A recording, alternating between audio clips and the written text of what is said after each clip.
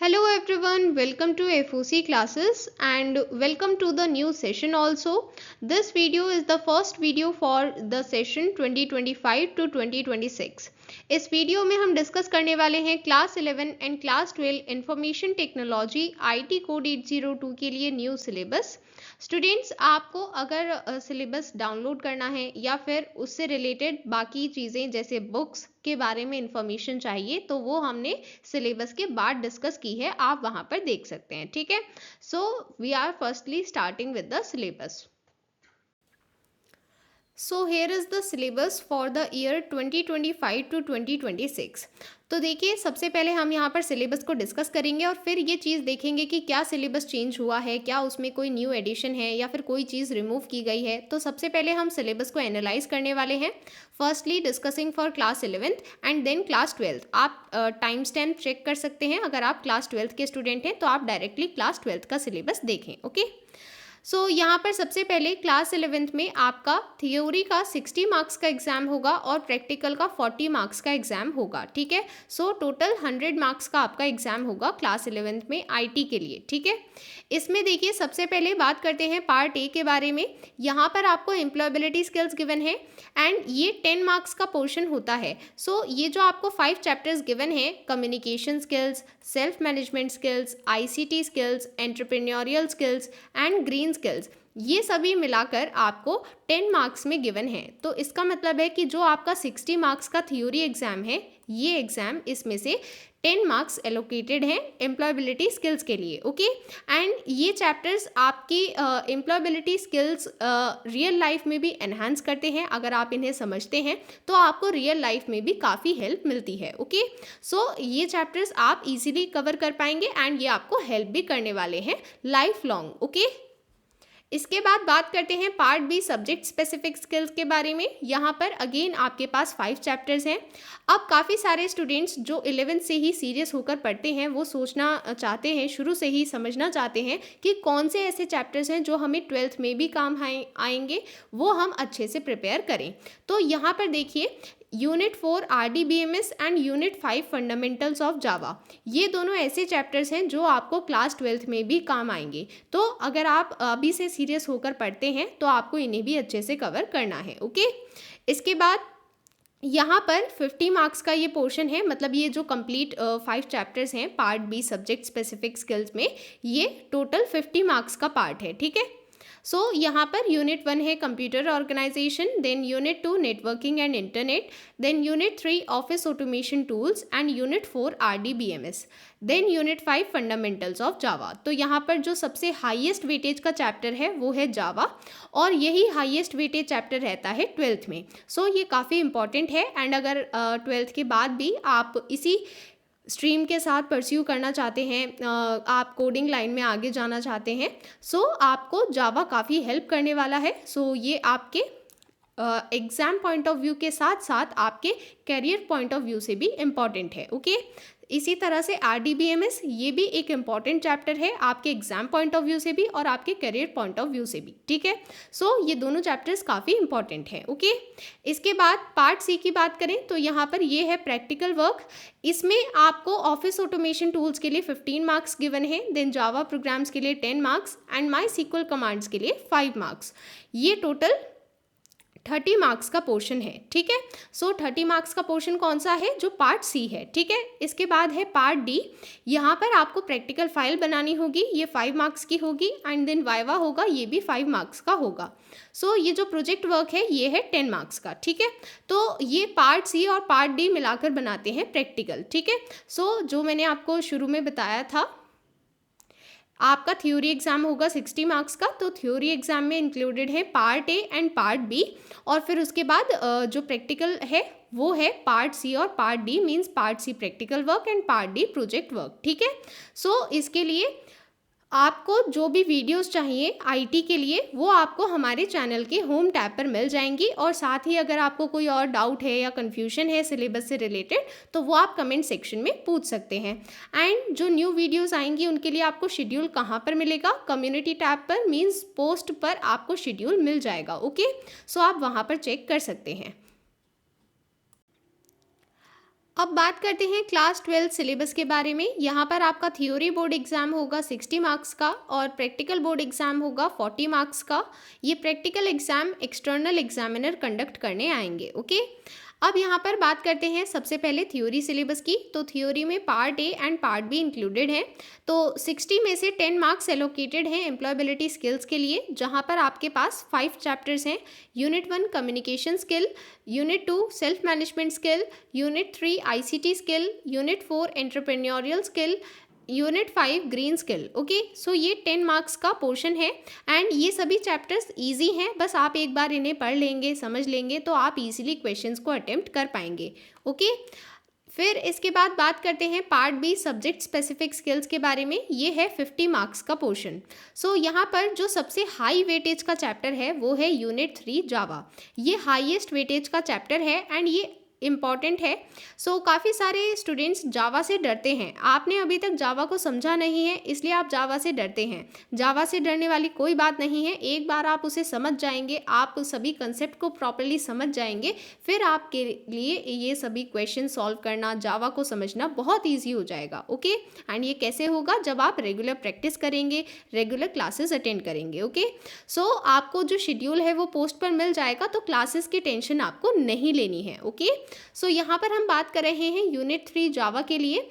सो ये 20 मार्क्स का पोर्शन है, मतलब जो आपका 50 मार्क्स है पार्ट बी के लिए, इसमें 20 मार्क्स हैं जावा के लिए। सो इसलिए ये हाईएस्ट वेटेज चैप्टर है। ओके, अब सेकंड हाईएस्ट वेटेज चैप्टर है यूनिट 1 डेटाबेस कंसेप्ट। इसकी सेकंड हाईएस्ट वेटेज है 15 मार्क्स एंड ये भी काफ़ी इंपॉर्टेंट है एंड ये जावा के कंपैरिजन में इजी भी है एंड आप इसे इजीली समझ जाते हैं। सो इसके क्वेश्चंस बहुत अच्छे से अटेम्प्ट कर पाएंगे अगर आपने एक बार इसे समझ लिया। ओके, इसके बाद unit 2 operating web based application, ये 10 मार्क्स का चैप्टर है एंड फिर इसके बाद unit 4 work integrated learning IT DMA, ये आपका 5 मार्क्स का चैप्टर है। ओके, सो आई होप ये मार्क्स डिस्ट्रीब्यूशन आपको क्लियर है। ये था थ्योरी बोर्ड एग्जाम के लिए, जहाँ पर पार्ट ए 10 मार्क्स का है और पार्ट बी 50 मार्क्स का है। तो अभी तक हमने थ्योरी सिलेबस को अच्छे से डिस्कस किया है।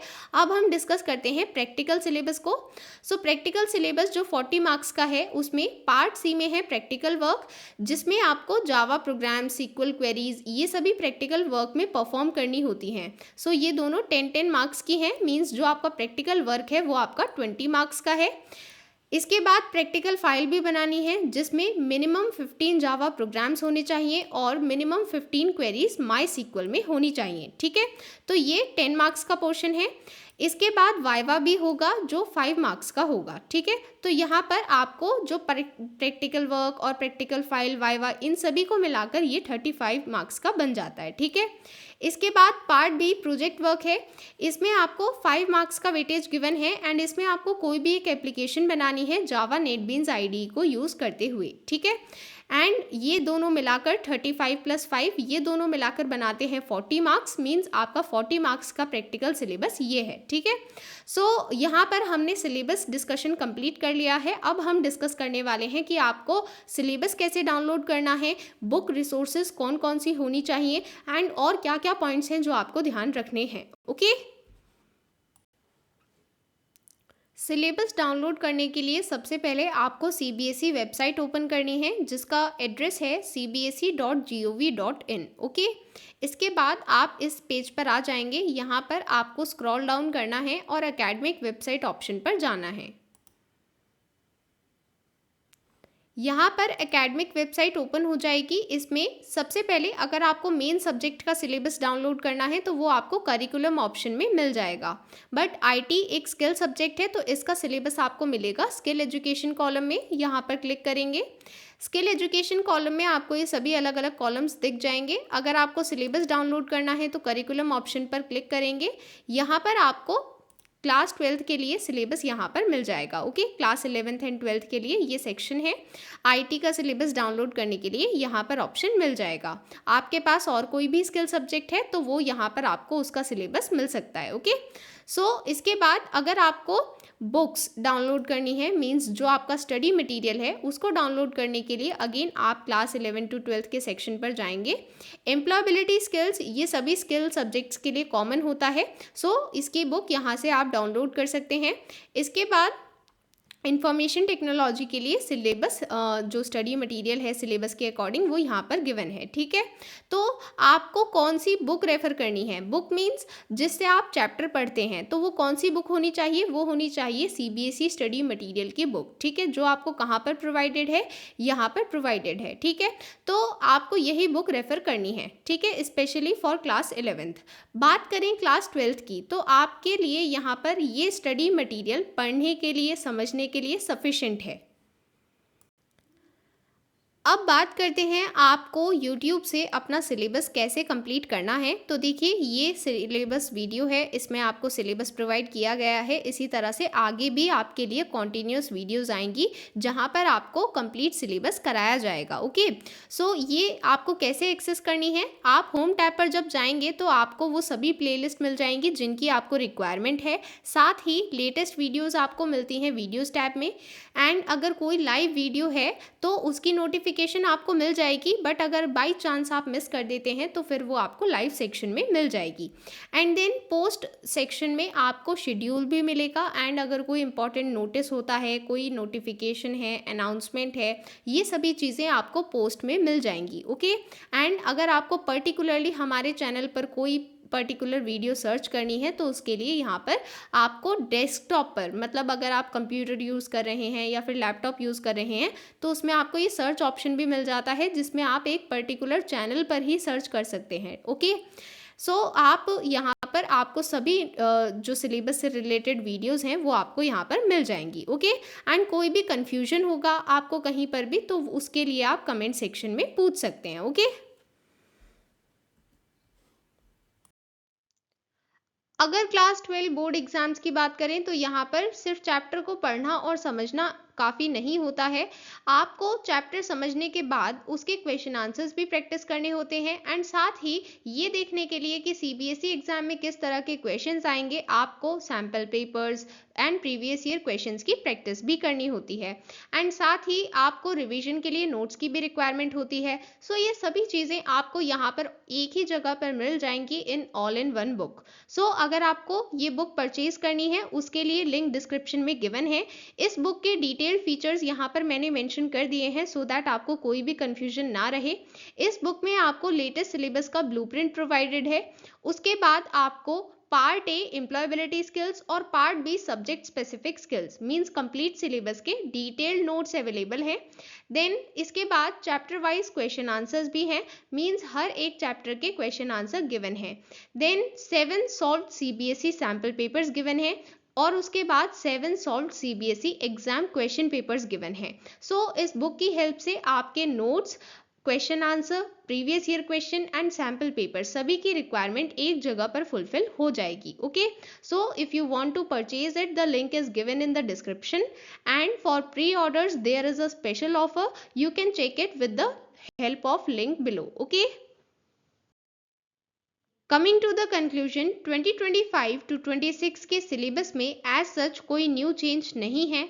2025 आईटी बोर्ड एग्जाम में ऐसा कोई क्वेश्चन नहीं था जिसके बारे में आपको यहाँ पर ना पढ़ाया गया हो। इसलिए जब आप प्रॉपर गाइडेंस को फॉलो करते हैं एंड अपनी 100% डिटर्मिनेशन के साथ पढ़ते हैं तो आप भी 100/100 स्कोर कर सकते हैं। ओके, सो आपको जो भी वीडियोस प्रोवाइड होती हैं आप उन्हें प्रॉपरली फॉलो अप करें। एंड शेड्यूल आपको कहाँ पर मिलेगा, पोस्ट टैब में। Okay, so check the schedule in post tab and stay tuned with the latest videos. So that was all for today. Bye everyone.